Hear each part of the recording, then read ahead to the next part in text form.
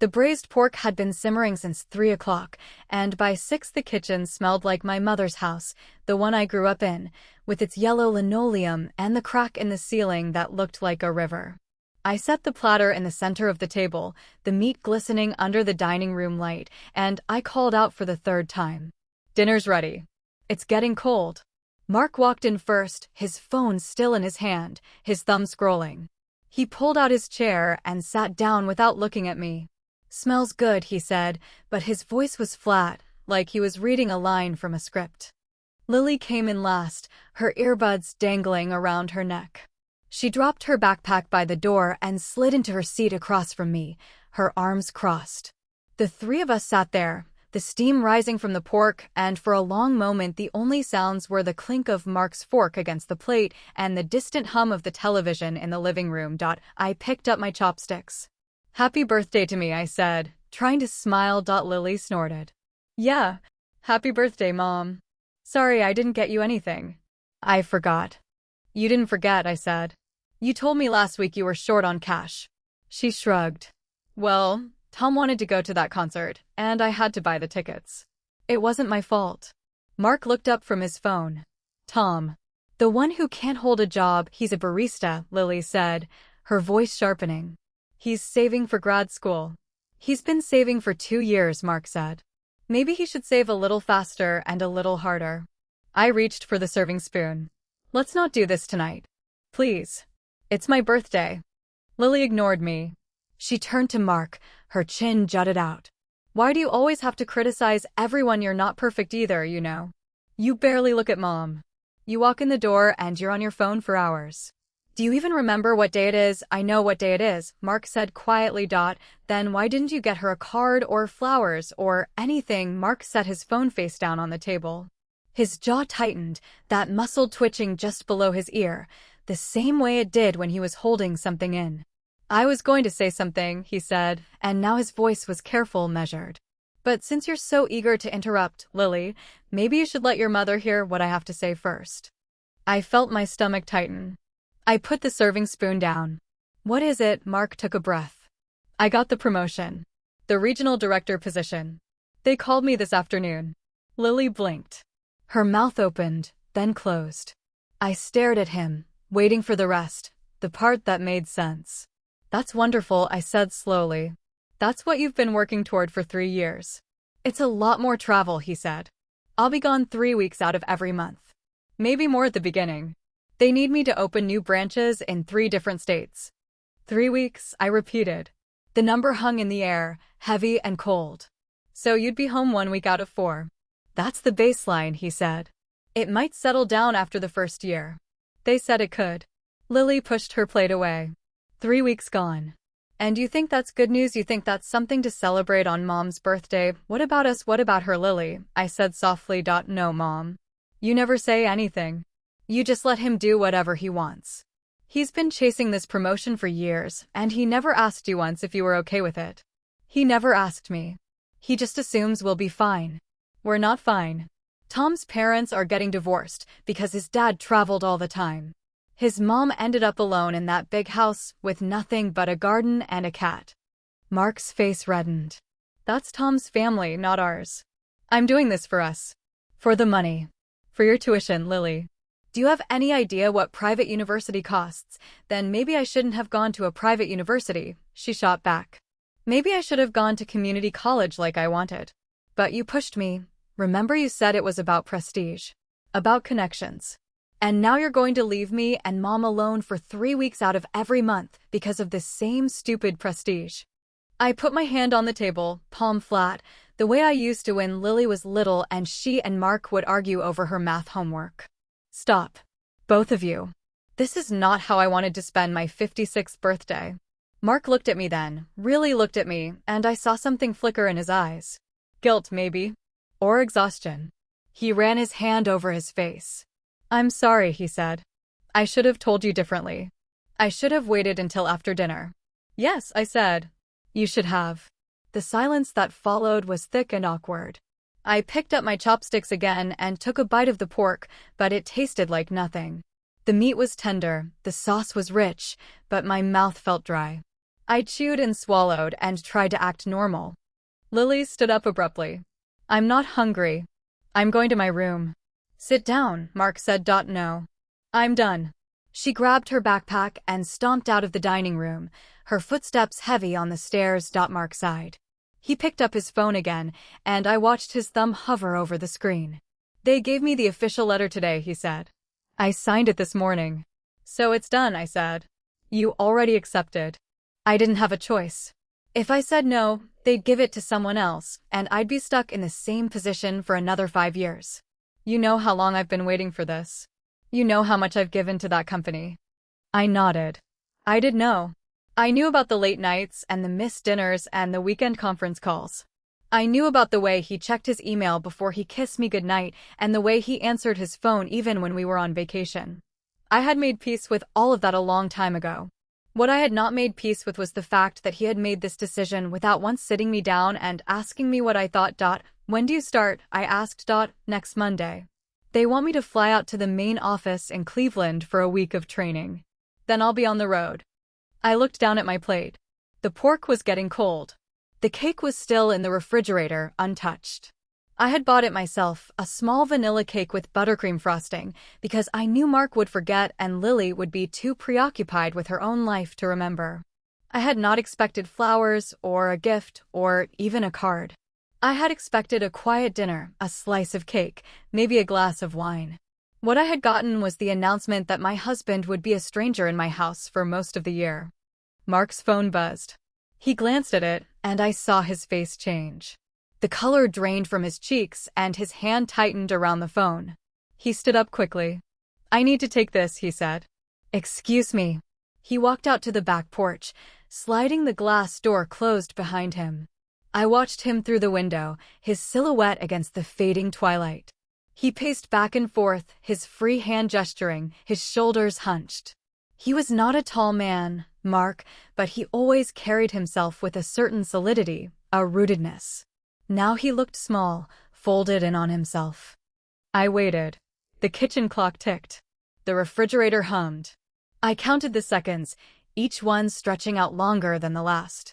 When he finally came back inside, his face was pale and his mouth was set in a thin line. The promotion is off, he said. I blinked. What do you mean you just signed the letter? They called it back. Said there was a problem with the background check. Something about a discrepancy in my employment history from 20 years ago. 20 years ago, that's absurd. You've been with Brightway for 15 years.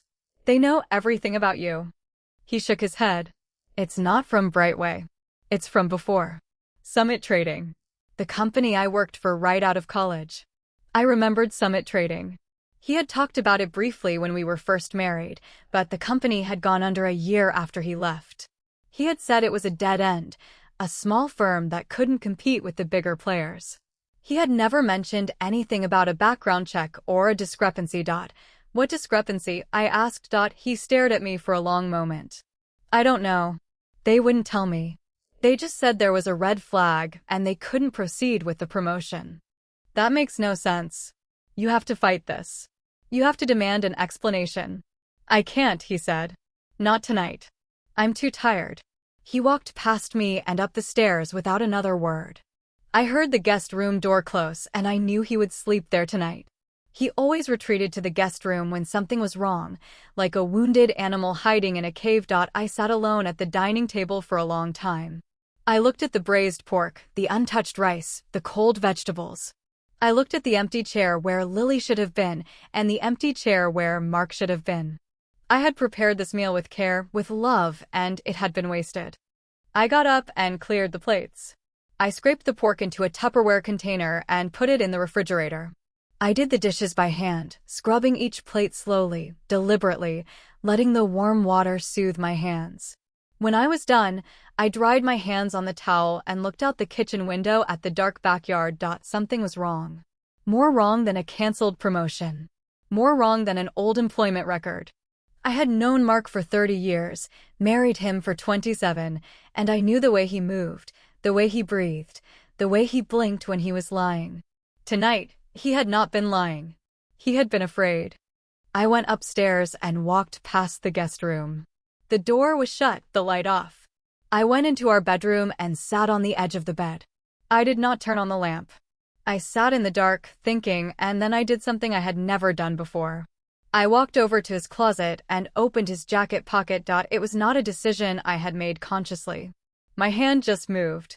I found a crumpled receipt in the inner pocket of his navy blazer, the one he wore to client dinners. I pulled it out and smoothed it flat. The receipt was from a restaurant called the Lakeside, a place I had never been to. The date was last Thursday. The time was 8 in the evening. The bill was for 2 entrees, 2 glasses of wine, and a dessert. 2 entrees. 2 glasses of wine. A dessert for 2. I read it 3 times, hoping I had misread it, hoping it was a business dinner with a colleague. But why would it be crumpled in his jacket pocket, hidden like a secret? Why would he have never mentioned it? My hands started to shake. I folded the receipt carefully and put it back in the jacket pocket. I went to the bathroom and splashed cold water on my face. I looked at my reflection in the mirror, at the lines around my eyes and the gray in my hair, and I saw a woman who had spent 27 years building a life on a foundation she suddenly realized might be sand. I went back to the bedroom and lay down on my side of the bed. I did not sleep. I stared at the ceiling and listened to the house settling around me, the creaks and groans of an old structure that had held us for so long. In the morning, I would make coffee. I would find Lily and try to mend the rift between us. I would face Mark and ask him about the receipt. But tonight, in the dark, I let the first crack in our family widen into a chasm. I let myself feel the full weight of the suspicion that had been gnawing at me for months, the vague unease that had nothing to do with promotions or travel or background checks. I let myself believe that my husband was keeping a secret and that the secret was not about work. I did not sleep. I lay in the dark until the first gray light seeped through the curtains, and then I got up and made coffee. The house was quiet. Mark was still in the guest room, and Lily was still asleep, her door shut tight. I poured myself a cup and sat at the kitchen table, staring at the wall, the receipt burning a hole in my memory. At 7, Mark came down. He looked haggard, his eyes red-rimmed, his shirt wrinkled. He poured himself a cup of coffee without saying good morning and sat across from me. The silence stretched between us like a wire pulled too tight. "I need to ask you something," I said. He looked up, wary. "What, last Thursday? Where did you have dinner?" He paused, his cup halfway to his lips. "I told you. I had a late meeting with the regional team. We ordered in." "No, you didn't. You had dinner at the Lakeside. I found the receipt in your jacket." He set the cup down slowly. His face went through a series of small adjustments, a micro-movement of muscles that I had learned to read over the years. Surprise, then calculation, then a carefully constructed neutrality. "That was a client dinner," he said. "A last-minute thing. I forgot to mention it. A client dinner for 2. 2 glasses of wine. A dessert for 2. At 8 o'clock on a Thursday night. Sometimes it's just me and one client. That's not unusual." "Who is the client?" He hesitated. Just a fraction of a second, but I caught it. "Anya. From the marketing department. We were discussing the new branch rollout." "Anya. The young woman who always laughs too loud at your jokes." "She's a colleague, Evelyn. Nothing more." I looked at him. I looked at the way his fingers were gripping the coffee cup, the way his eyes darted away from mine. I had known this man for 30 years. I had held his hand when his mother died. I had watched him hold our daughter for the first time, his face wet with tears. I knew his lies, and I knew his truths. "If it was nothing more," I said quietly, "why did you hide the receipt?" He opened his mouth to answer, but Lily walked in, still in her pajamas, her hair tangled. She grabbed a granola bar from the counter and leaned against the kitchen island, watching us with narrowed eyes. "What are you two whispering about?" she asked. "Nothing," Mark said too quickly. "Just work stuff." Lily snorted. "Work stuff. Sure." She bit into her granola bar and chewed loudly. "I'm going to Tom's later. He's picking me up at 10. "No, you're not," Mark said. "You're grounded. After the way you spoke at dinner last night, you're not going anywhere. You can't ground me. I'm 21. I can do whatever I want in my house." Lily slammed her granola bar on the counter. "It's not your house. It's Mom's house too. And she doesn't even care about what I said. She never cares about anything." I stood up. That's enough, Lily. Both of you. I'm tired of this. I'm tired of the fighting and the secrets and the silence. Mark stared at me. Lily stared at me. I had never spoken to them like that, not once in all the years we had been a family. I had always been the peacemaker, the one who smoothed things over, the one who swallowed her own hurt to keep the household calm. But the receipt had changed something in me. The suspicion had cracked open a door I had kept locked for a long time. Evelyn, Mark said, and his voice was softer now, pleading.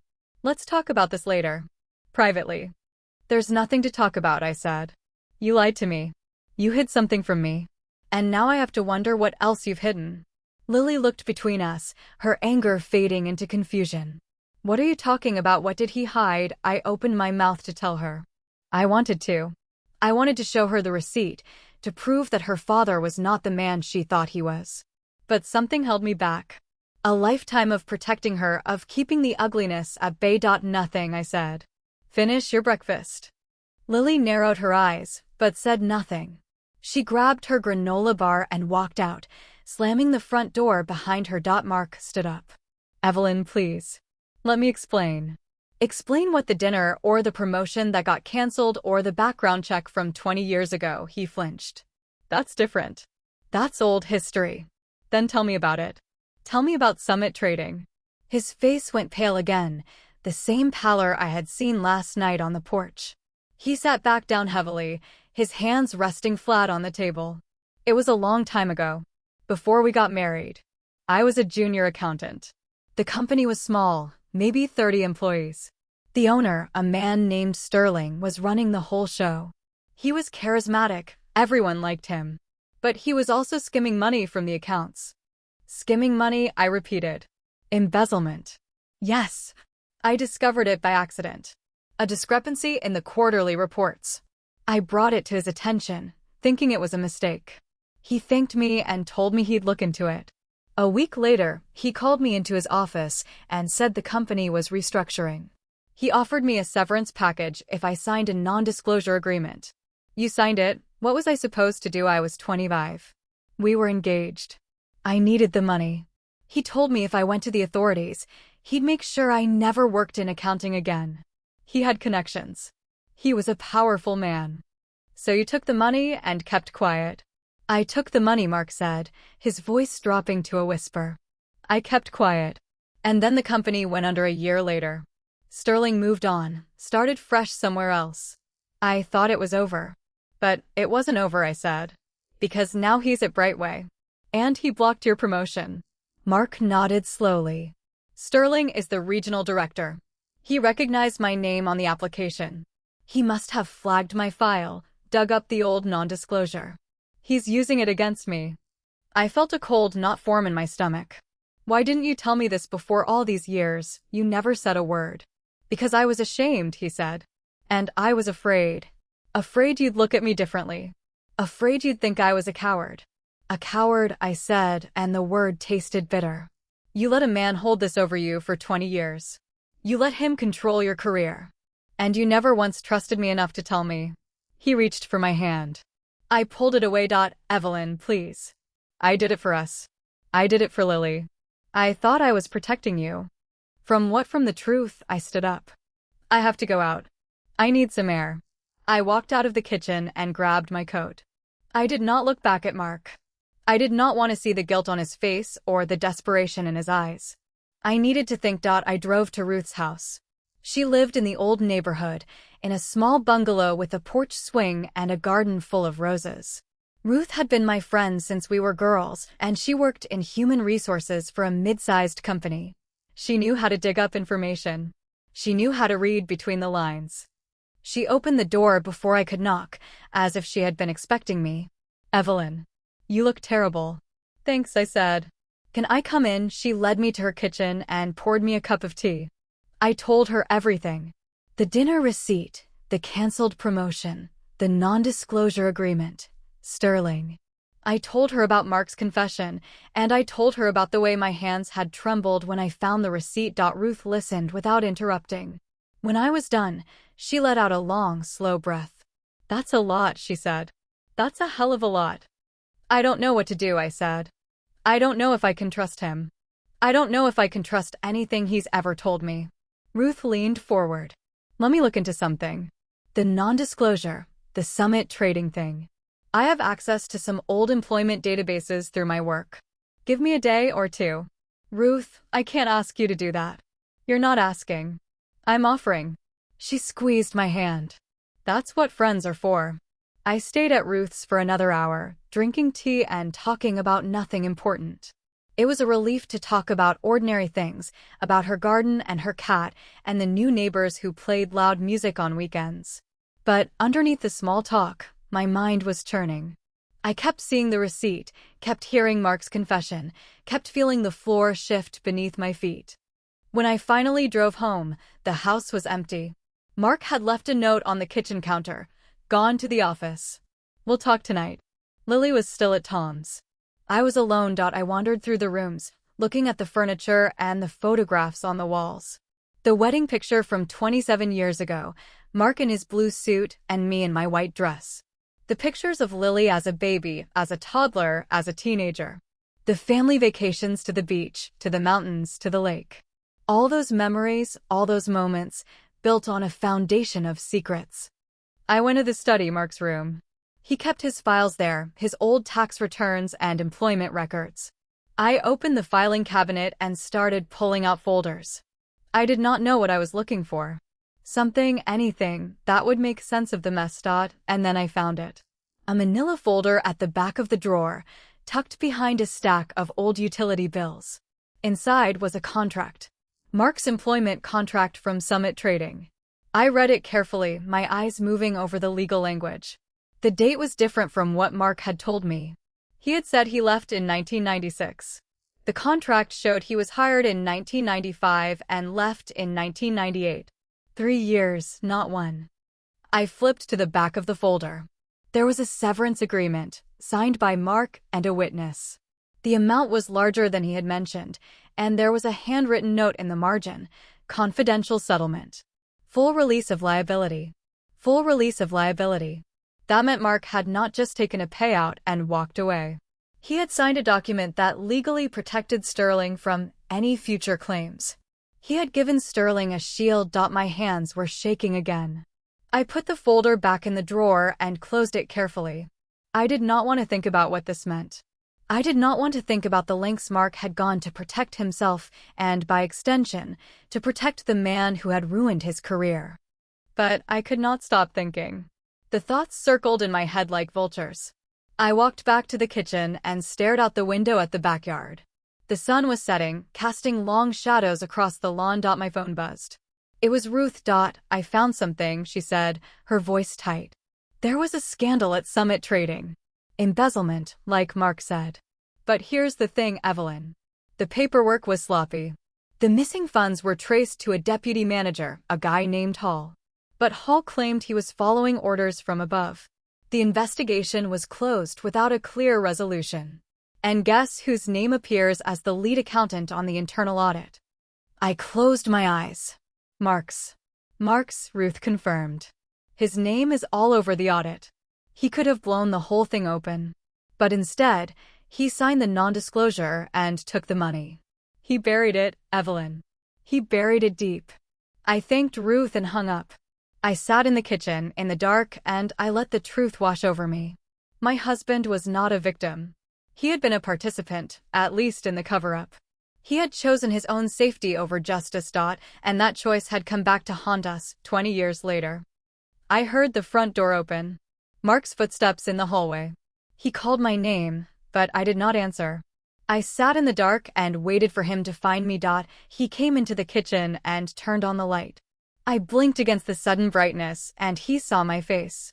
He knew immediately that something had happened. Ruth called you, he said. It wasn't a question. Yes. She told me about the audit. She told me your name is all over it. He leaned against the counter, his shoulders slumping. I was the lead accountant.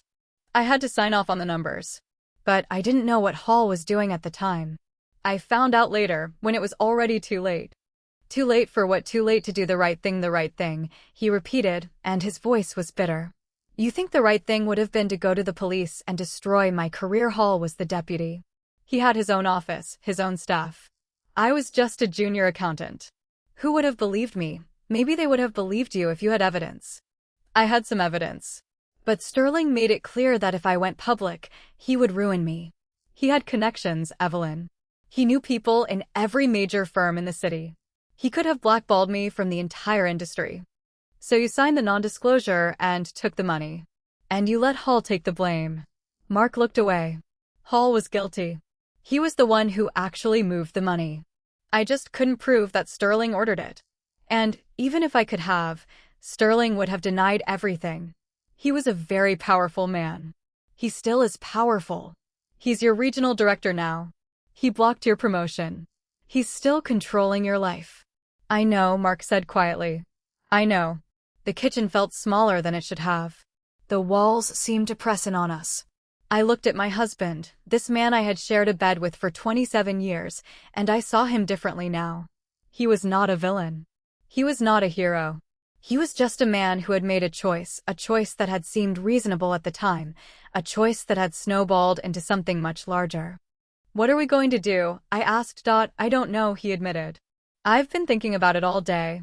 I could go to the current CEO of Brightway and tell them everything. But that would mean admitting I covered it up.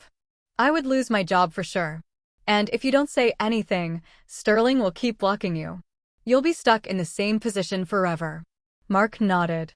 That's the choice I have. Lose my job now or lose my career slowly over the next few years. I sat down at the table. My legs felt weak, like the bones had turned to jelly. There has to be another way. There has to be something we can do. Like what? Hire a lawyer, expose Sterling publicly. I signed a legally binding document. I have no leverage. I thought about that. I thought about the ledger Ruth had mentioned, the missing ledger that Hall had supposedly kept. If that ledger still existed, it would prove who really orchestrated the embezzlement. It would exonerate Mark and implicate Sterling. Ruth said there was a ledger, I said slowly. Hall's personal ledger. He was keeping records of everything. Mark's eyes widened. That's just a rumor. No one ever found it. Maybe no one looked hard enough. I spent the rest of the night in the study, searching online for any mention of Summit Trading or Hall or Sterling. I found old news articles, archived on a website that cataloged business scandals from the 90s. There were mentions of the embezzlement, but the stories were vague, the details murky. Hall had been fired but not prosecuted. Sterling had emerged unscathed and gone on to build a successful career at a series of logistics companies. I printed out everything I could find and laid the pages out on the desk. The pattern was clear. Sterling had a history of moving from company to company, always leaving behind a trail of financial irregularities, always avoiding consequences. He was a master at covering his tracks. The next morning, I made a decision. I would go to Brightway and confront Sterling directly. I would not tell Mark. He would try to stop me, and I could not afford to be stopped. I dressed carefully. A navy blue suit, the one I wore to job interviews years ago. A pair of low heels. I fixed my hair and applied a little lipstick. I wanted to look professional, competent, someone who could not be easily dismissed. I took the bus to the Brightway headquarters, a glass tower in the business district. The lobby was all marble and chrome, with a security desk manned by a young man who asked for my ID. I told him I was there to see Mr. Sterling on a personal matter. He called up to the regional director's office, and after a few minutes, he waved me through. I took the elevator to the 15th floor. The hallway was carpeted in gray, the walls lined with framed photographs of cargo ships and delivery trucks. I walked to the end of the hall and knocked on the door marked Regional Director.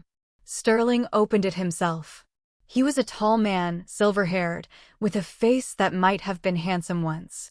He smiled when he saw me, but the smile did not reach his eyes. Mrs. Chin, he said. This is a surprise. Please come in. I stepped into his office. It was large, with floor-to-ceiling windows overlooking the city.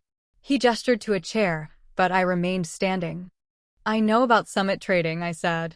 I know about the embezzlement and the non-disclosure agreement and the ledger. Sterling's smile did not waver. I don't know what you're talking about. Summit Trading was a company I worked for many years ago. It went bankrupt. That's all I remember. You remember more than that. You remember Hall, your deputy, who took the fall. You remember Mark, the junior accountant who discovered the discrepancies. You remember the ledger that Hall kept, the one that would have implicated you. Sterling walked around his desk and sat down. He folded his hands on the polished surface and regarded me with a cool, appraising gaze. Mrs. Chin, I think you've been misinformed. That ledger was a fabrication. Hall was an unstable man, and his accusations were baseless. The investigation concluded that the embezzlement was entirely his doing. Then why did you pay Mark to keep quiet? Why did you make him sign a non-disclosure? I paid him because he was a young man with a bright future, and I didn't want to see his career ruined by association with Hall. It was an act of kindness. Kindness, I repeated, the word tasting like ash. You threatened him. You told him you would blackball him from the industry if he spoke up. Sterling's composure finally cracked. His smile faded, replaced by a cold, hard anger. You have no idea what you're talking about. You have no evidence of anything. You're just a wife trying to save her husband's job. I have evidence, I said, bluffing. I have copies of the ledger. He laughed. A short, sharp laugh that was completely devoid of humor. No, you don't. That ledger doesn't exist. Hall destroyed it before he left. Hall kept a copy. He gave it to Ruth, who gave it to me. Sterling's eyes narrowed. For a moment, I thought he believed me. Then he leaned back in his chair and shook his head. You're lying. But even if you weren't, what would you do with it? Go to the police. The statute of limitations has expired. Go to the press. No one cares about a 20-year-old business scandal. I could go to your current CEO, I said. I could tell them everything. About the embezzlement, about the non-disclosure, about the way you blocked Mark's promotion. They might not care about the old scandal, but they would care about the way you used your power to retaliate against an employee. Sterling was silent for a long moment. He studied me, his eyes moving over my face, calculating. What do you want? He asked finally. I want you to lift the block on Mark's promotion. I want you to clear his name. And if I do that, you'll go away and never mention Summit Trading again, yes? Sterling smiled again, but this time it was different. It was the smile of a man who had been backed into a corner and was already planning his escape. Fine. I'll lift the block. I'll tell HR that the background check was a mistake. Mark will get his promotion. But if you ever come to me again with these accusations, I will deny everything. I will make sure you and your husband regret it. I nodded. I did not thank him. I turned and walked out of his office, my legs steady, my heart pounding. I went home and waited. I did not tell Mark about the visit. I wanted to see if Sterling would keep his word. 3 days later, Mark came home with a strange look on his face. The promotion is back on, he said. HR called me this morning.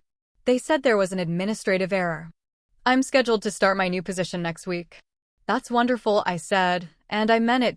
But I also knew that Sterling had not given up. He was a predator, and predators did not forget. He would be watching. He would be waiting. And eventually, he would find a way to strike back. I did not tell Mark that. I let him have his moment of joy. But I also started making plans.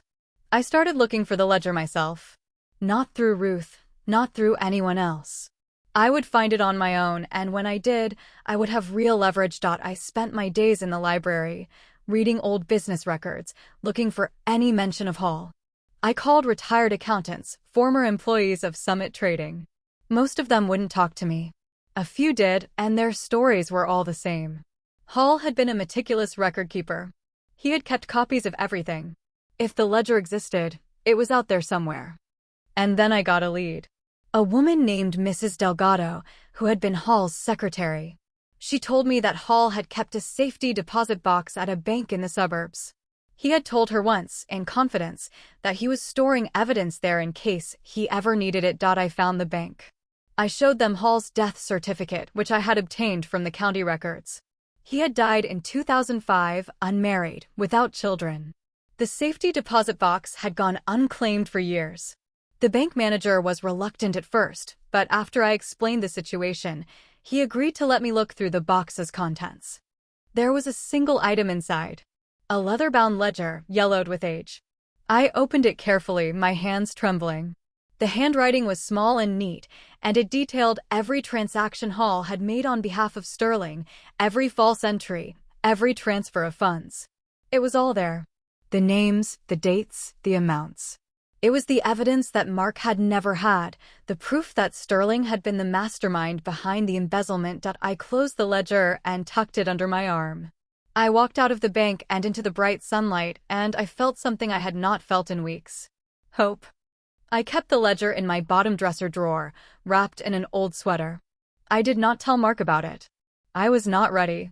The trust between us had been damaged, and I needed to be sure of my next move before I shared anything with him. Lily came home on Friday afternoon, earlier than expected. I heard the front door slam and her footsteps heavy on the stairs. She passed the kitchen without saying hello, and I heard her bedroom door shut. I waited a few minutes, then went up and knocked. Lily, are you all right? Go away, Mom. I opened the door anyway. She was lying on her bed, face down, her shoulders shaking. I sat down on the edge of the mattress and put my hand on her back. What happened? She rolled over. Her face was blotchy, her eyes red. Tom got the internship. The one I applied for. I thought you said there were 2 positions. There were. But they gave both of them to people with connections. Tom's father knows the CEO.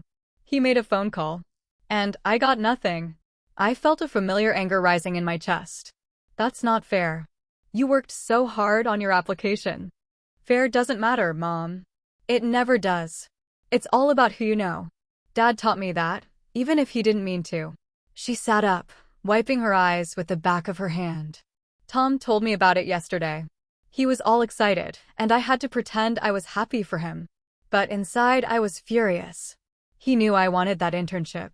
He knew how much it meant to me. Did he try to help you? Did he mention your name to his father? Lily laughed bitterly. Help me, he said. His dad doesn't get involved with hiring. That's a lie. His dad got involved enough to make a phone call for Tom. He could have made a phone call for me too. He just didn't want to. I took her hand. I'm sorry, Lily. I know how much this hurts. You don't know, she said, pulling her hand away. You and Dad, you've always had jobs. You've always had stability. You don't know what it's like to be shut out of everything because you don't have the right last name. I wanted to tell her that I did know. I wanted to tell her about Sterling and the non-disclosure and the promotion that had been held hostage. But I held back. She was already hurting, and unloading my own troubles on her would only make things worse. Can I get you some tea? I asked. No. I just want to be alone. I left her room and went back downstairs. I made myself a cup of tea and sat in the living room, staring at the wall. The ledger was upstairs in my drawer, and I could feel its presence like a weight pressing down on the house. Mark came home at 6.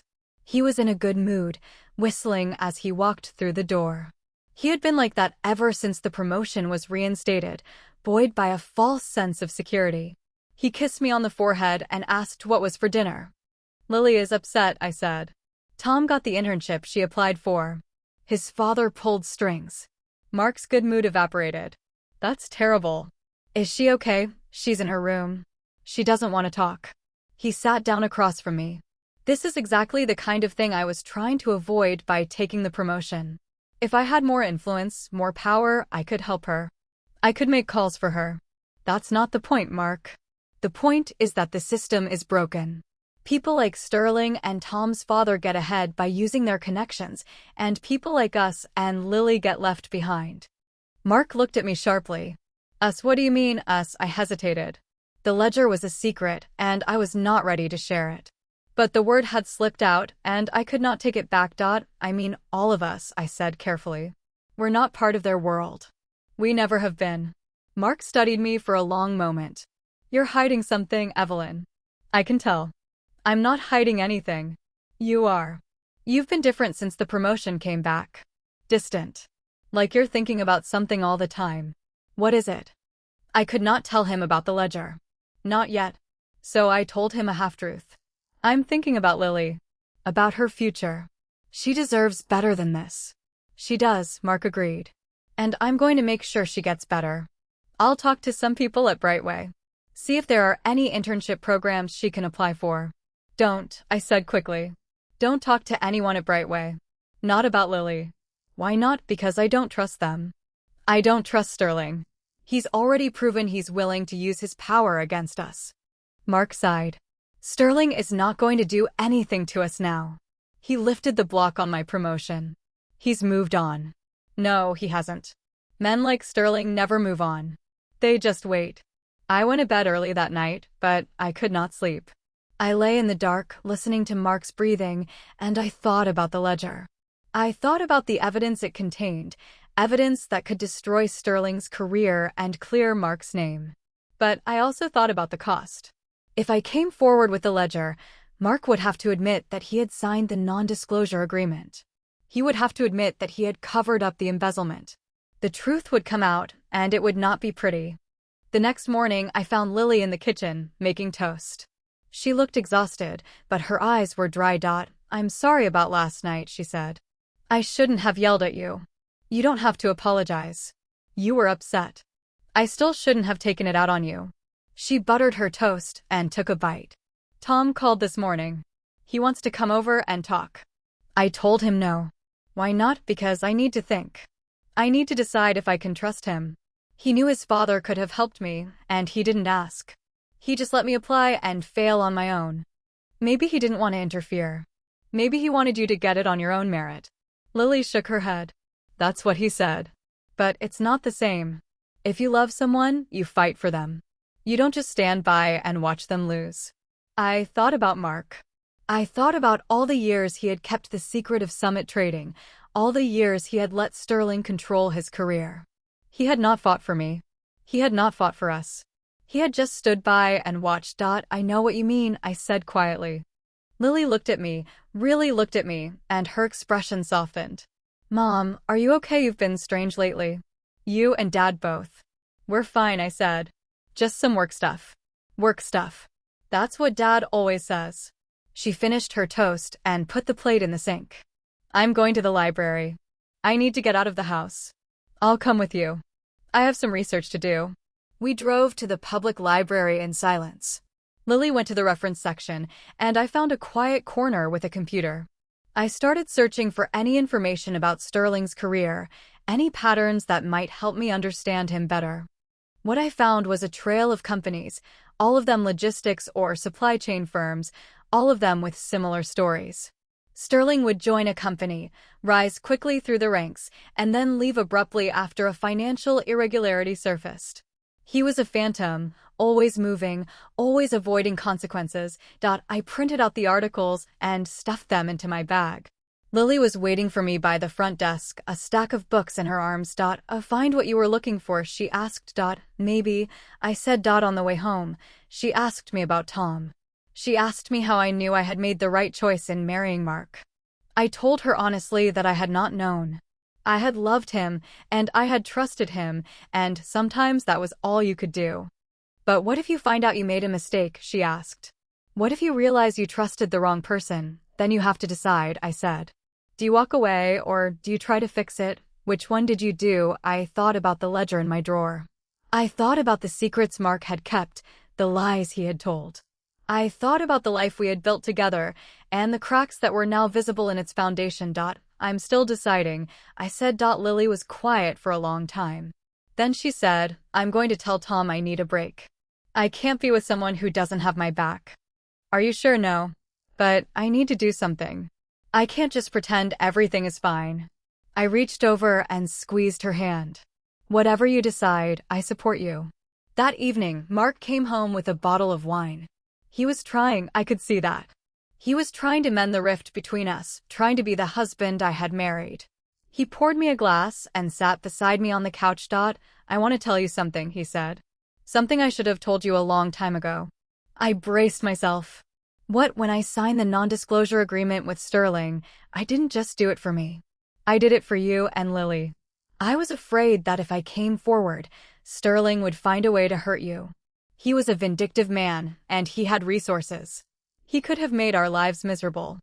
So you decided to live a lie instead. I decided to protect my family. It was the only way I knew how. I looked at him, at the lines on his face and the gray in his hair. I believed him. I believed that he had made the choice he thought was right. But that did not make it the right choice. I found the ledger, I said quietly. Hall's ledger. It's in my drawer upstairs. Mark's face went white. You found it how, that doesn't matter. What matters is that I have it. I have proof that Sterling was behind the embezzlement. I have proof that Hall was just following orders. Mark stared at me, his mouth open. Evelyn, you can't show that to anyone. If you do, Sterling will destroy us. He's already trying to destroy us. He's been trying for 20 years. It's time we fought back. No. Mark's voice was sharp, commanding. I won't let you do this. We're finally in a good place. I have the promotion. We have security. You'll throw all of that away. I won't throw it away. I'll use it. I'll use it to make sure Sterling can never hurt anyone again. Mark stood up. His hands were shaking. This is not your battle, Evelyn. This is mine. I should have handled it years ago, but I didn't. Let me handle it now. How by doing nothing, I'll go to the CEO. I'll tell him everything. But I'll do it my way on my terms. Not behind my back. I looked at him. I saw the fear in his eyes, but I also saw something else. Determination. He was finally ready to face the consequences of his choices. Fine, I said. But if you don't do it within a week, I will. He nodded. A week. I promise. That night, I slept better than I had in weeks. The secret was out, the ledger was in play, and for the first time, I felt like we were moving forward instead of standing still. Lily came home late, her eyes red but her chin high. I broke up with Tom, she said. It was hard, but it was the right thing. I hugged her. I'm proud of you. Mom, can I ask you something? Anything? Are you and Dad going to be okay? I thought about the ledger and the promotion and the dinner receipt I had found in Mark's jacket. I thought about the secrets and the lies and the long, slow process of rebuilding trust. I don't know, I said honestly. But we're trying. And sometimes that's all you can do. Mark did not act on his promise. The first day passed. Then the second. By the third, I could feel the familiar weight of disappointment settling in my chest. I found him in the study on the fourth evening, staring at the wall, the ledger sitting on the desk between us like a third person in the room. I thought you were going to talk to the CEO, I said. I will. I just need to find the right moment. The right moment has been here for 4 days. What are you waiting for? He ran his hands through his hair. I'm waiting for the courage, Evelyn. You have no idea how hard this is. I've been carrying this secret for 20 years. It's part of me now. Letting it go means letting go of a part of myself. It means letting go of the lie. That's not the same thing. He looked at me, and for a moment I saw the boy I had married, the young man with the quick smile and the steady hands. What if I lose everything? What if I lose my job? What if they don't believe me? Then we'll figure it out. But we can't keep living like this. We can't keep pretending that everything is fine. He nodded slowly. Tomorrow. I'll go tomorrow. I wanted to believe him. I wanted to trust that he would finally do what he had promised. But I had been burned too many times. I had been lied to for too long.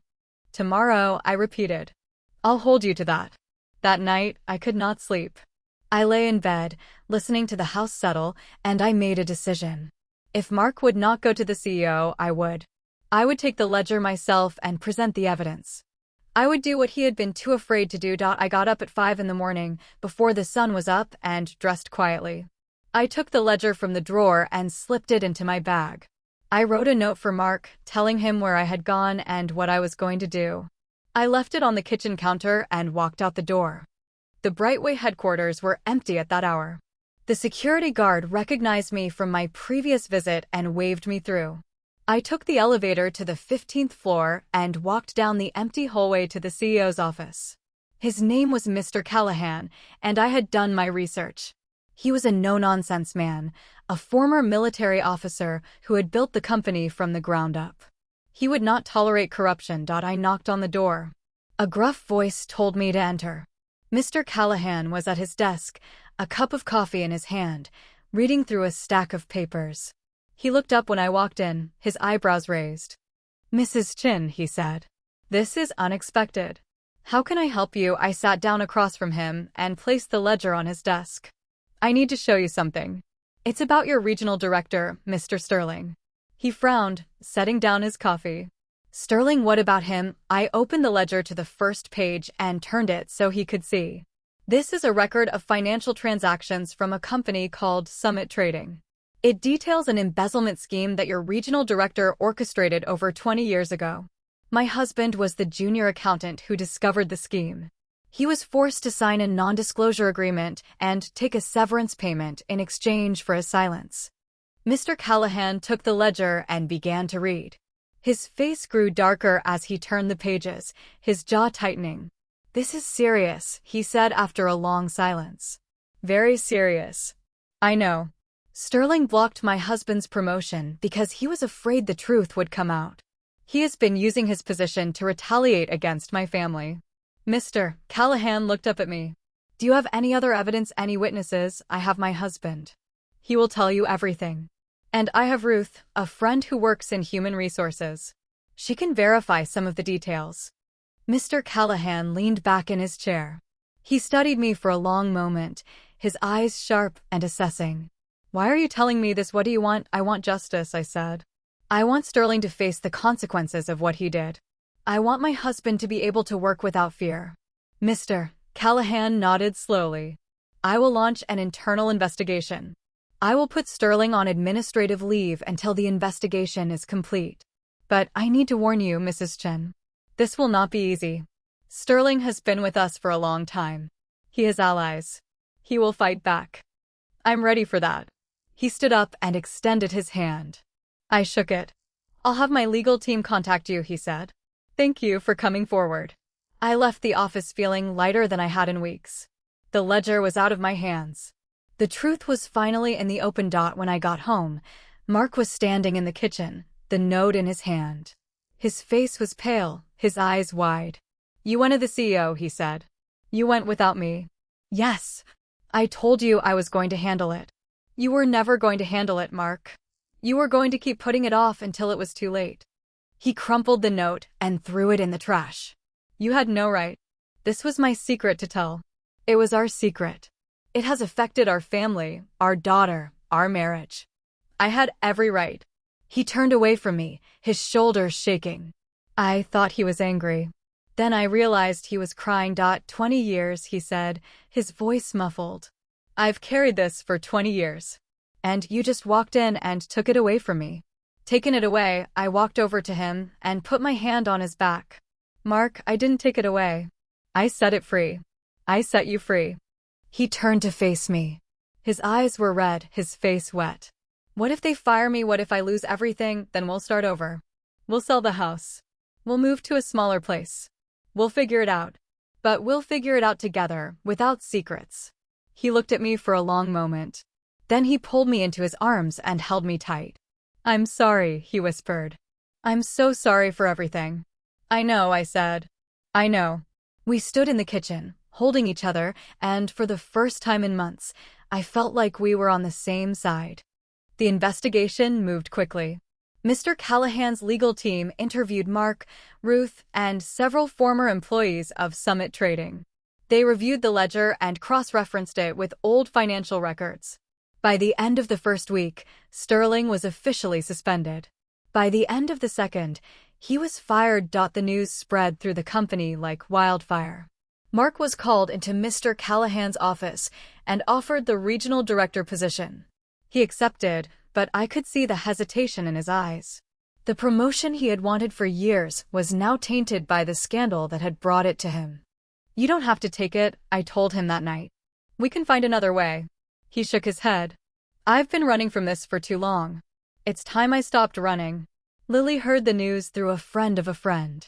She came home that evening, her face a mixture of shock and confusion.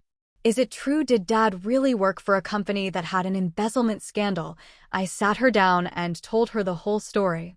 The non-disclosure, the severance, the years of silence. I told her about the ledger and my visit to Mr. Callahan. I left nothing out. When I was finished, she was quiet for a long time. Then she said, "I can't believe you kept all of this from me. I didn't want to burden you with it. You were protecting me. Like Dad was protecting us." She shook her head. "I don't know if that's good or bad. I don't know if protecting people is ever the right thing." "It's complicated," I said. "Sometimes you think you're doing the right thing, and you're not." She looked at me, her eyes thoughtful. But you fixed it. You found the ledger and you went to the CEO. You did what needed to be done. I did what I thought was right. She reached over and took my hand. I'm proud of you, Mom. I really am. That night, the three of us sat down to dinner together. It was a simple meal, just stir-fried vegetables and rice, but it felt like a celebration. We talked about ordinary things. We laughed. We did not mention Sterling or the investigation or the ledger. We were just a family, sitting around a table, sharing a meal. But I knew the fight was not over. Sterling had been fired, but he was not the type of man to go quietly. He had resources. He had connections. He would find a way to strike back. And I was right. A week later, Mark came home with a letter. His hands were shaking as he handed it to me. It was from the ethics board. They had completed their investigation and cleared Mark of any wrongdoing in the Summit trading case. But they had also recommended that Mark be put on administrative leave pending a review of his conduct during the years he had worked under Sterling. Administrative leave, I read aloud. They're punishing you for not coming forward sooner. They say I was complicit, Mark said, his voice hollow. They say I had a responsibility to report the embezzlement, and I failed to do so. But you signed a non-disclosure. You were threatened. It doesn't matter. The board says I should have found another way. They're putting me on leave without pay until they decide what to do. I felt the ground shift beneath my feet again. The promotion, the security, the future we had been building, all of it was crumbling. We'll fight it, I said. We'll get a lawyer. It won't matter. The damage is done. My name is in the news. Every employer who Googles me will see the word complicit. I'll never work in this industry again. I sat down at the kitchen table, the letter in my hands. I had thought I was saving him. I had thought I was freeing us. Instead, I had opened a door that could not be closed. I'm sorry, I whispered. I should have let you handle it your way. Mark shook his head. No, you were right. I would have never handled it. I would have kept running forever. At least now it's over. At least now I can stop running. He sat down across from me and took my hand. We're in this together, he said. Whatever happens, we're in this together. I squeezed his hand. Together, I repeated. That's all that matters. The days that followed were like walking through fog. Mark stayed home, waiting for the ethics board to make their final decision. He spent hours in the study, staring at his computer screen, refreshing his email over and over. I brought him tea and sandwiches, but he barely touched them. The news of his suspension spread quickly. Our neighbors began to look at us differently. I saw them whispering when I walked past their houses, and I heard the veiled questions at the grocery store. Mrs. Patterson from across the street stopped me in the driveway and asked if Mark was okay. I told her he was fine, just taking some time off. She nodded, but I saw the doubt in her eyes. Lily was the one who suffered most from the gossip. She came home one afternoon, her face flushed, and slammed her backpack on the kitchen counter. I can't take it anymore, she said. Everyone at the library knows. Tom's mother called me and said she was concerned. She said she hoped our family was doing all right. What am I supposed to say to that? Tell her the truth, I said. Tell her it's a complicated situation and you'd rather not discuss it. That's what I did. But they're not going to stop talking, Mom. They're going to keep gossiping until there's something else to gossip about. She was right. The whispers followed us everywhere. I started avoiding the neighborhood grocery store and drove to a different one across town. I stopped going to the local coffee shop where I used to meet Ruth. The judgment was too heavy to bear. Ruth came over one evening, bringing a casserole and a bottle of wine. I heard about the board's recommendation, she said, setting the dish on the counter. How's Mark holding up? Not well, I admitted. He's barely eating. He's terrified he's going to lose everything. Ruth sat down at the kitchen table. You know, I've been thinking about something. The non-disclosure Mark signed. It was a legal document, but it was coerced. Sterling threatened him. That's coercion. The board should take that into account. They said he should have found another way to report the embezzlement. Another way? Ruth shook her head. He was 25 years old. He had a pregnant wife and no money. What was he supposed to do? I sat down across from her. That's what I keep telling myself. But the board doesn't see it that way. They see a man who chose to protect himself instead of the company. Ruth reached across the table and took my hand. You need to get a lawyer, Evelyn. Not just any lawyer. Someone who specializes in employment law. Someone who can argue that the non-disclosure was signed under duress. Mark doesn't want to fight. He says it's over. He's resigned himself to losing everything. That's the depression talking. He needs to fight. You both do. I thought about what she said. She was right, of course. Mark had given up, but I had not. I had found the ledger. I had gone to the CEO. I had started this fight, and I was not going to let it end this way. The next morning, I called a lawyer. Her name was Ms. Park, and she was recommended by Ruth's cousin, who had worked in corporate law for 20 years. I explained the situation to her over the phone, and she agreed to meet with us that afternoon. Mark resisted at first. I told you, Evelyn, there's no point. The board has already made up their mind. The board hasn't made a final decision yet. And even if they do, we can appeal. We can file a lawsuit. There are options. He finally agreed to meet with Ms. Park, but his heart was not in it. He sat in her office, silent and withdrawn, while I did most of the talking. Ms. Park listened carefully, taking notes on a yellow legal pad. Mr. Chin, she said when I was finished, you are a young man with limited resources. You are threatened with the loss of your career and your family's stability. That is a textbook case of coercion. The non-disclosure agreement may not be enforceable. Mark looked up, a flicker of hope in his eyes. You think so? I think we have a strong case. But we need to move quickly. The ethics board will be making their final recommendation soon. We need to present them with a counter-argument before they do. Ms. Park filed a formal appeal on Mark's behalf, arguing that the non-disclosure was invalid. She also submitted a statement from Ruth, confirming that Mark had been a reliable employee for over 15 years and had never shown any signs of misconduct. The ethics board agreed to postpone their decision pending a review of the new evidence. It was a small victory, but it was enough to lift some of the weight from Mark's shoulders. That night, for the first time in weeks, he ate a full meal. He even smiled when Lily made a joke about the burnt rice. We were not out of the woods yet, but we were moving forward. A few days later, I got a call from Ms. Park. I have some good news, she said. The ethics board has reviewed our appeal. They've decided to drop the complicity charge. Mark will not face any disciplinary action. I felt my knees go weak with relief. Are you serious? Yes. They've also cleared his record. The administrative leave will be converted to paid vacation time. He'll be able to return to work next week. Thank you, I said. Thank you so much. I'm glad I could help. But there's one more thing, Evelyn. Mr. Sterling is threatening to file a defamation lawsuit against you and your husband. He's claiming that you fabricated the ledger and that you're trying to destroy his reputation. My relief turned to ice. He can't do that. The ledger is real. Yes, but he's going to argue that you tampered with it. He's going to say that you're bitter about the promotion and you're seeking revenge. What do? We fight back. We need to prove the ledger's authenticity. Do you have any witnesses who can verify that it was Hall's original document? I have Mrs. Delgado, Hall's former secretary.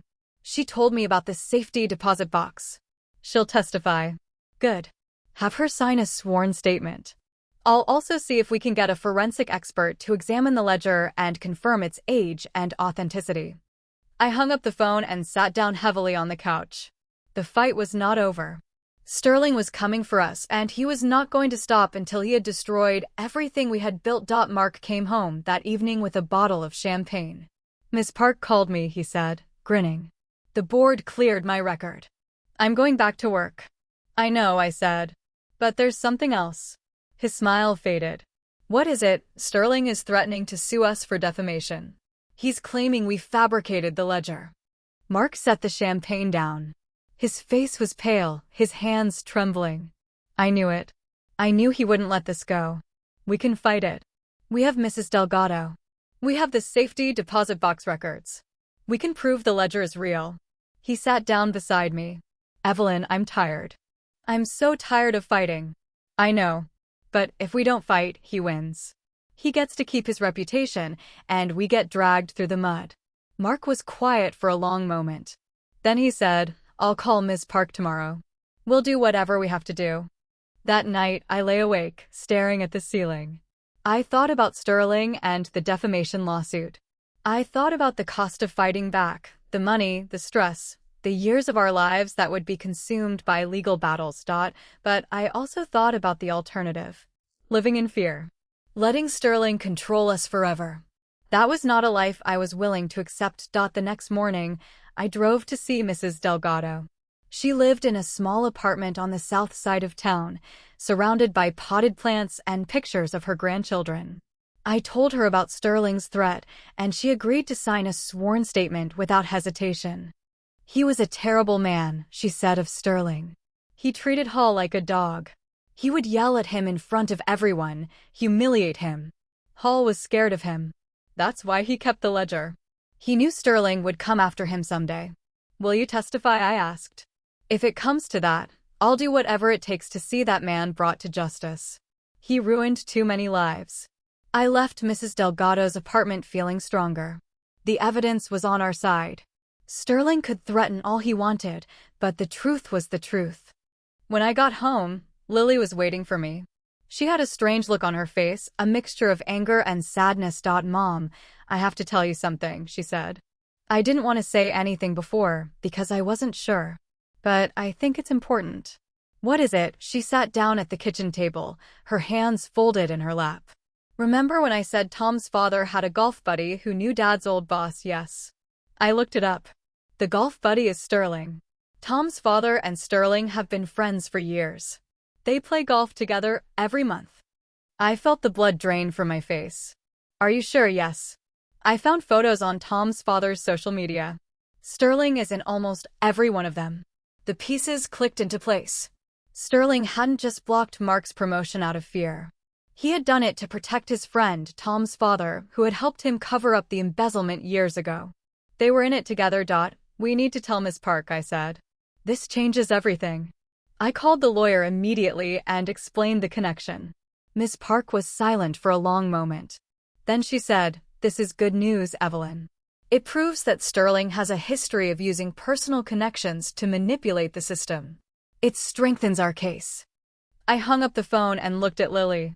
She was staring at me, her eyes wide. "Mom," she said, "I was dating the son of the man who helped cover up Dad's embezzlement. I almost married into that family." "You didn't know," I said. "You couldn't have known." But I was so angry at Tom. I thought he was just selfish and thoughtless. Now I realize he was part of a bigger picture. His father and Sterling, they're the same kind of people.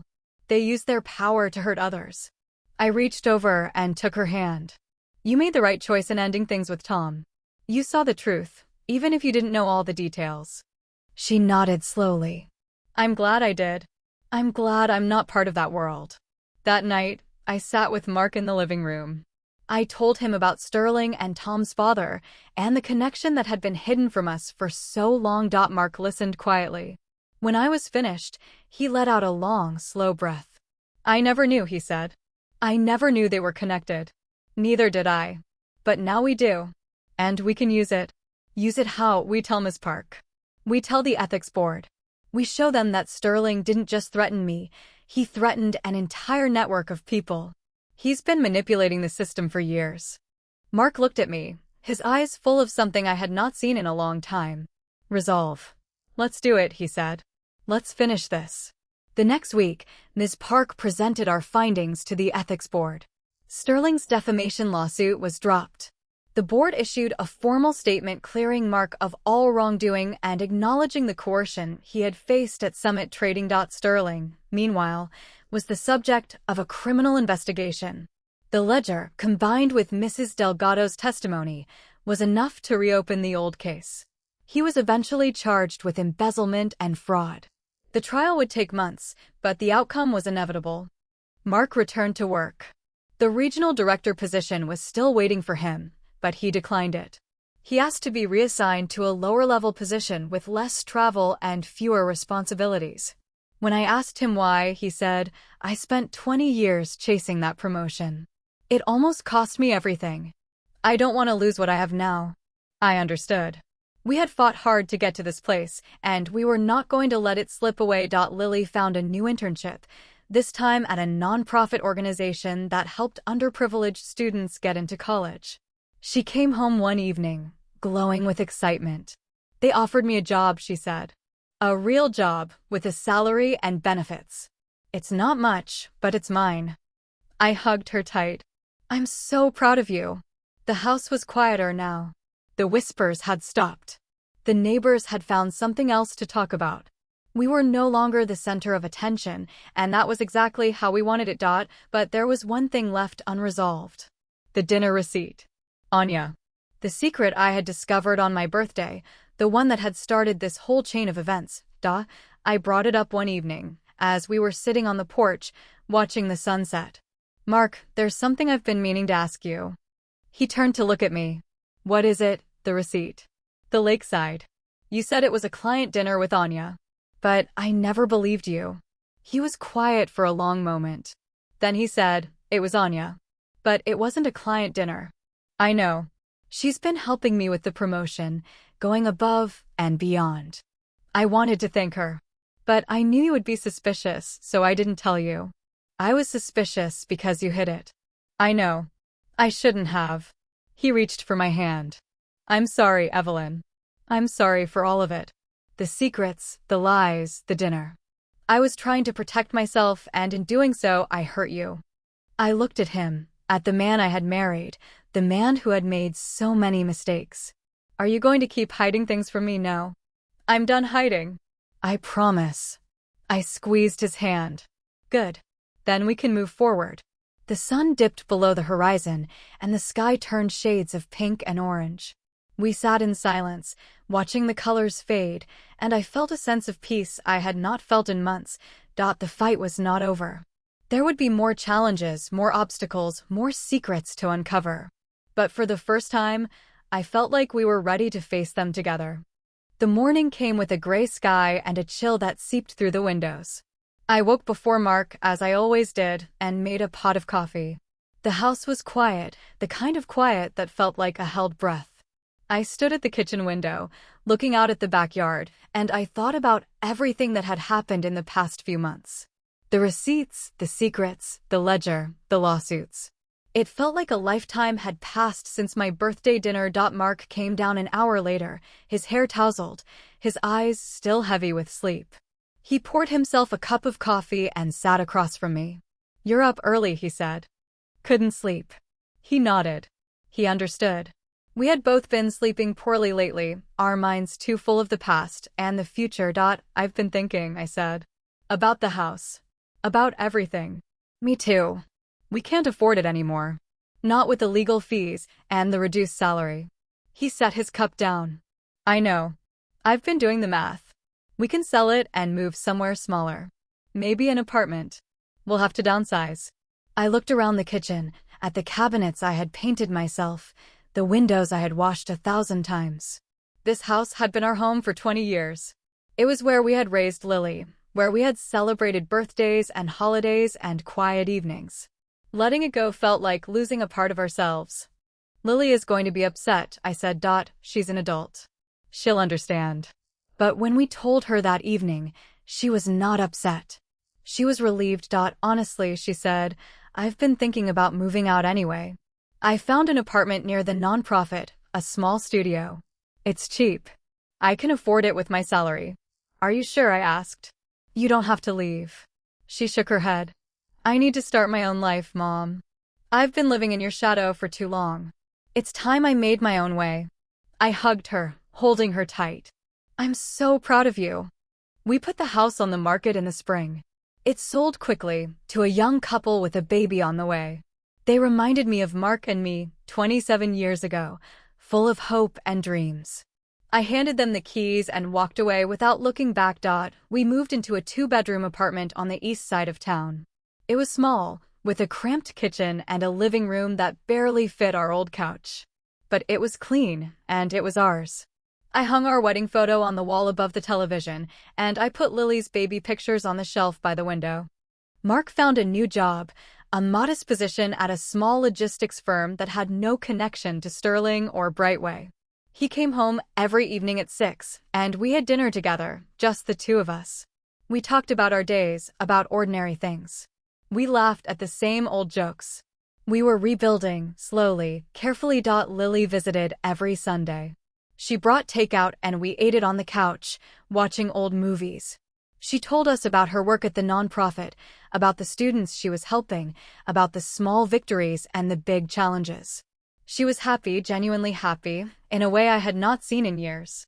One Sunday, she came with news. "I've been offered a promotion," she said. "They want me to run the college prep program. It's a lot more responsibility, but the pay is better." "That's wonderful," Mark said. "We're so proud of you." "I have you to thank, Mom," she said, looking at me. "You taught me to fight. You taught me to stand up for myself. I couldn't have done this without you." I felt tears welling up in my eyes. "You did it yourself, Lily. I just gave you a little push." The weeks turned into months. We settled into our new life, the rhythm of it, the simplicity. There were no more lawsuits, no more scandals, no more secrets. Sterling was awaiting trial, his future uncertain. We had left that world behind. But there were still moments when I felt the weight of the past. I would wake up in the middle of the night, my heart pounding, my mind racing. I would lie in the dark, listening to Mark's breathing, and I would think about the ledger and the dinner receipt and the non-disclosure. The memories were not gone.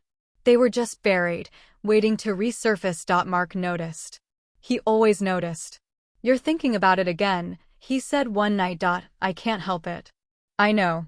Neither can I." He reached for my hand in the dark. "But we made it through. We're still here." "Are we okay?" I asked. "Are we really okay?" He was quiet for a long moment. Then he said, "I don't know if we'll ever be completely okay. Too much has happened. But I love you, Evelyn. I've loved you since the day we met. And I will spend the rest of my life trying to make up for the mistakes I made." I turned to face him. "I love you too. But I need to know you're not hiding anything else." "I'm not. I swear. Everything is in the open now." I believed him. I had to. The alternative was to live in suspicion forever, and I could not do that. I had to trust him, even after everything. Months passed. The trial of Sterling was a media spectacle, covered by every news outlet in the city.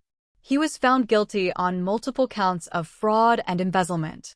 He was sentenced to 7 years in prison. The verdict was a relief, but it did not bring back the years we had lost. Mark watched the sentencing on television, his face unreadable.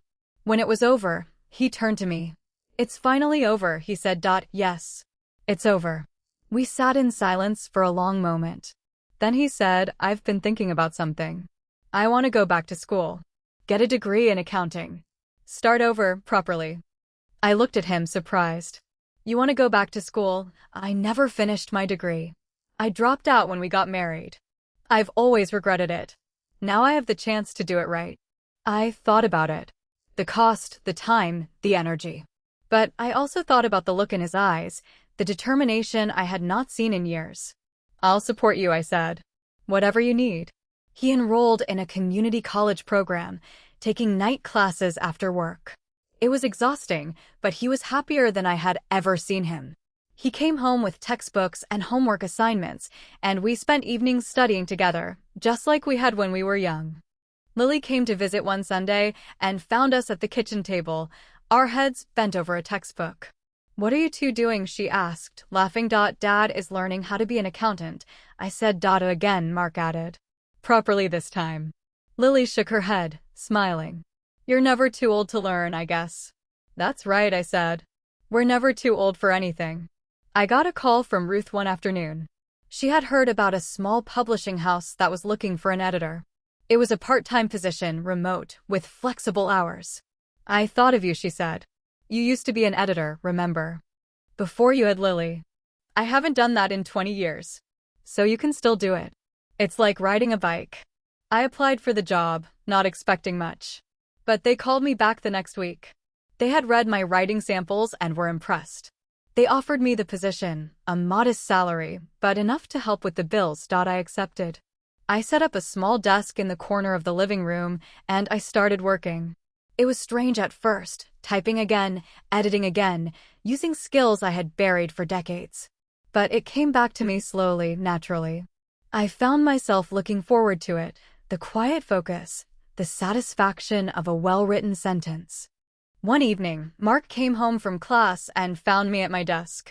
"How's the job?" he asked. "It's good. Really good." He kissed the top of my head. "I'm glad. You deserve this, Evelyn. You deserve to have something of your own." We sat on the couch that night, watching a movie, a silly comedy that made us laugh. Lily called to say she was on her way home from work and she would stop by for dinner. Mark ordered takeout, his specialty, and we set the table for three. When Lily arrived, she was beaming. "I have news," she said. "The nonprofit is expanding. They're opening a new branch in the next city, and they want me to run it. It's a promotion. A big one." "That's wonderful," I said. "Are you going to take it?" "I already did. I start next month. I'll have to move, but it's only an hour away. I'll visit every weekend." I hugged her, feeling a surge of pride. My daughter was making her own way, building her own life. The same daughter who had sulked at my birthday dinner, who had broken up with a boy who did not deserve her, who had fought and struggled and grown. She had turned into a woman I admired. We ate dinner together, the three of us, laughing and talking. The apartment was small and the food was average, but it was ours. It was real. It was honest. After Lily left, Mark and I sat on the couch, watching the city lights through the window. The apartment was quiet, the way I liked it. "Can I ask you something?" Mark said. Anything. "Are you happy?" I thought about it. The fights, the secrets, the lawsuits. The lost house and the small apartment. The new job and the night classes. The daughter who had found her own path. "I am," I said. "I really am." We sat in silence, holding hands. The night was calm, the air cool, the apartment warm. We were not the same people we had been a year ago.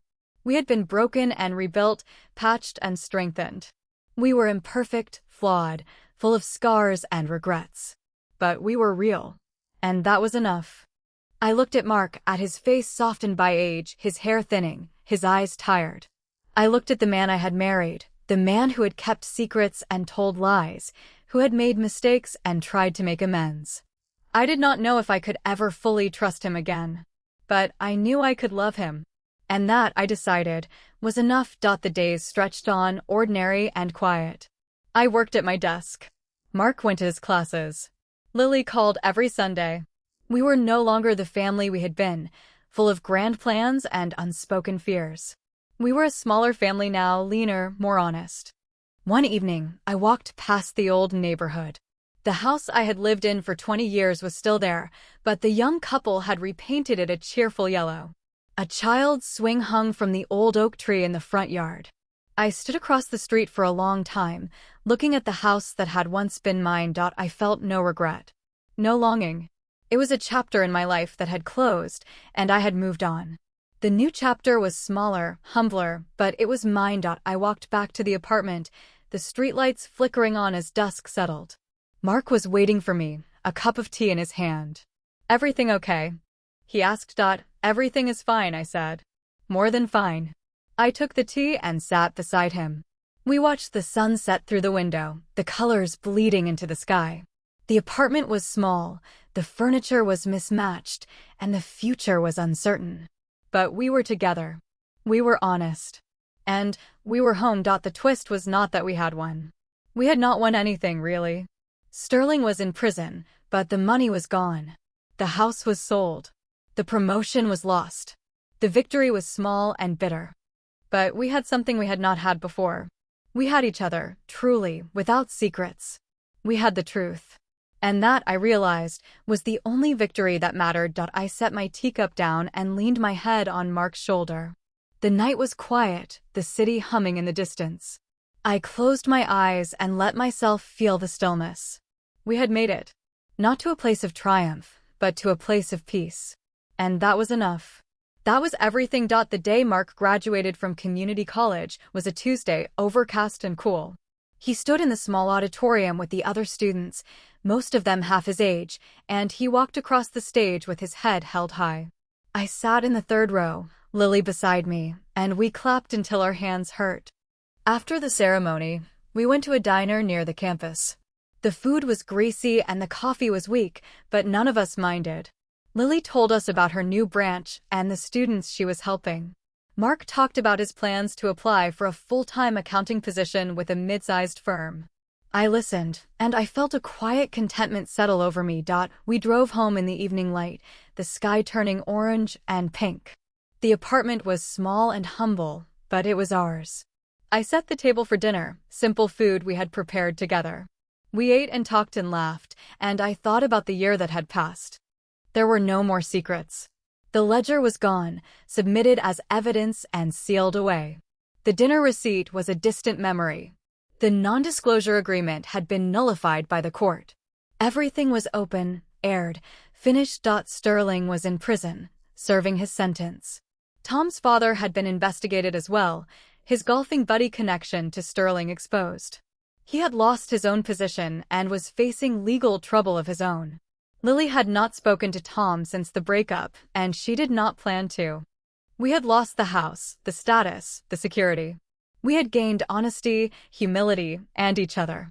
It was an even trade. After dinner, I sat at my desk in the corner, editing a manuscript for the publishing house.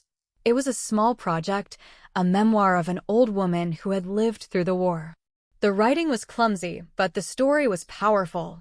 I worked late into the night, the words flowing, the world outside fading away. Mark came to the doorway, holding 2 cups of tea.